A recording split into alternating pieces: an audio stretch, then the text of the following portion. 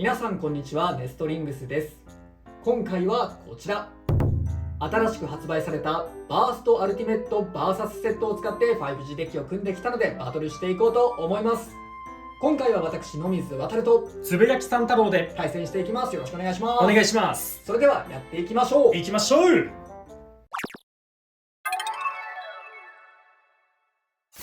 お互いのファーストベイ、せーの、じゃん。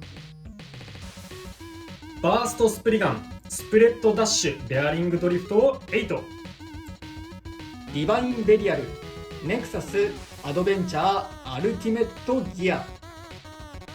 ファーストバトル、レディーセット、3、2、1、ゴーシュ。あアルティメット重いからな。アルティメットギアどうだ、攻撃してほしいんだけどね。でもやっぱり攻撃っぽい形状ではあるから、こっちのバーストスプリガンはどんな感じなのか全然わかんない。フィニッシュ。バーストスプリガンに1ポインやったぜ。ト。お互いのセカンドベイ、せーの、じゃん。アルティメットバルキリー、ウィングダッシュ、ハイエクステンドプラスダッシュ9。バーストスプリガン、スプレッドダッシュ、ハイエクステンドプラスダッシュ8。セカンドバトル、レディーセット、3、2、1、ゴーシュ。さあ変な当たり分けは避けてくれよ。いけいけ。降りてきた時が一番怖い。飛ばないな。おお、あ、やばいやばいよ。さすがに持久戦では勝ちたい。フィニッシュ。バーストスプリガンに1ポイント。よーし、お互いのサードベイ、せーの、じゃん。ディバインベリアル、ネクサス、アドベンチャー、アルティメットギア。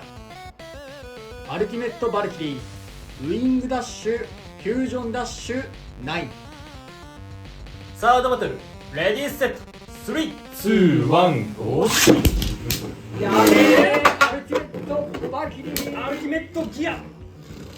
なんかいろいろアルティメットだよ。アルティメット同士ではあるのか。ちょっと似たパーツが多くなってきてるね。なんか弾いてくれ。ほら。全然弾いてくれない。おー、マジ？フィニッシュ。アルティメットバルキリーに1ポイント。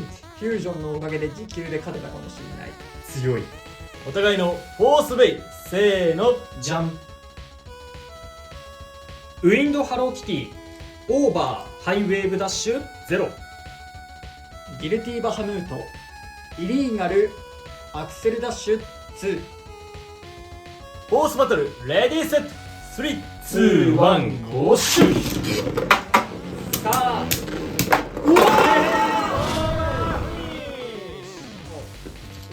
ギルティバハムートに2ポイント。よってこのバトルは野水航選手の勝利だ。よーし。いや、気持ちよく負けたな。運が良かった。いや、アタックはなかなか降りることができないって言おうとしたら当たっちゃった。いったな。逆回転だったから正面衝突するからね。うん。 5G バトルの勝敗は決まりましたが、最後までバトルしていきましょう。お互いのフィフスベイ、せーの、じゃん。ツバイロンギネス、フォートレス、エクストリームダッシュ5区。ウィンドペルセウス、オーバー、ベアリングドリフト4。フィフスバトル、レディーセット、3、2、1、ゴーシュ。危ない。さあ BB スタンダードタイプの良くないとこ出てる。なかなか降りてくることができない。危ないよそこ。ベアリングドリフトね、回転吸収はあんまり強くないけど、スキンフィニッシュ。ウィンドペルセスに1ポイント。さすがに階級差がね。まあ、バーストしなかっただけよくやったよ。はい、ということで今回はバーストアルティメット VS セットのパーツを使って 5G バトルをやってきましたが、いかがだったでしょうか。いや、今回のうん。バーストリング、バーストスプリガン、うん。ちょっと言い方悪いかもしれないんだけど、 DB シリーズ以降登場してきた両回転レイヤーの中でいっちゃん強いと思ってる。かな。うん、ちょっとまだあんまり任せてないからわかんないけど、アストラルより強かったら嬉しいなとは思ってる。なんかさ、そのアストラルはまだマシだったと思うんだけどさ、うん今までのその両回転ブレードうん。はさ、同回転厳しいよねみたいな話が多かったと思うんだよ。ああまあそっか、ゼストとそうスパーキングと。同回転厳しい、あるいは送り合い絶対勝てないみたいなのになっちゃうとさ、うん結局その今いるワールドでいいっていうオチにつながっちゃってたんだけど、今回のバーストは結構同回転強めにカスタマイズできる可能性があるんじゃないのかなって思ってるから、うんもしそれができるんだったらワールドを押しのけて入る可能性はあるかなと思った。あともう一つあるのが、ワールドってさ、みんな使い込んでるからかなり丸くなってきてると思うんだけど、このバーストはさ、まだ発売されてこれ翌日なんだけど、うんもちろんまだまだ形が四角に近いじゃんね。うん。だからこれが丸くなっていったら今以上に強くなるかもしれないと思うと、やっぱり結構可能性秘めてるのかなとも思ってる。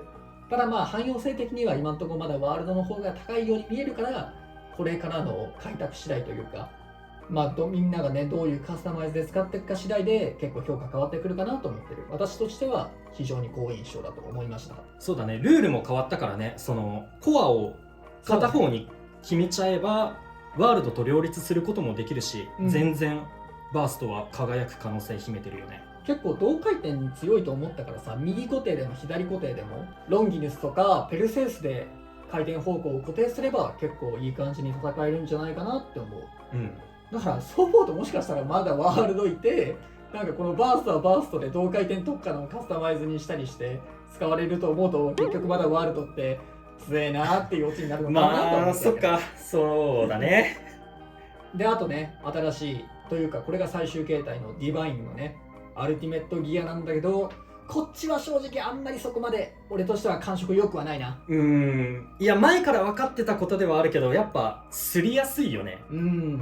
VS ギアがねついたおかげで結構こう受けが広くなってさ、うんネクサスでもあんまりすらないのかなとは思いつつも、やっぱりネクサスはすっちゃう感じがするね、 D ギアとかつけてると。そう、あと VS ギアのフリー回転パーツが全然滑らかじゃないんだよな。ちょっと引っかかりが多くてね、そんなフリー回転が生きてるのかどうかが実感しづらい気がする。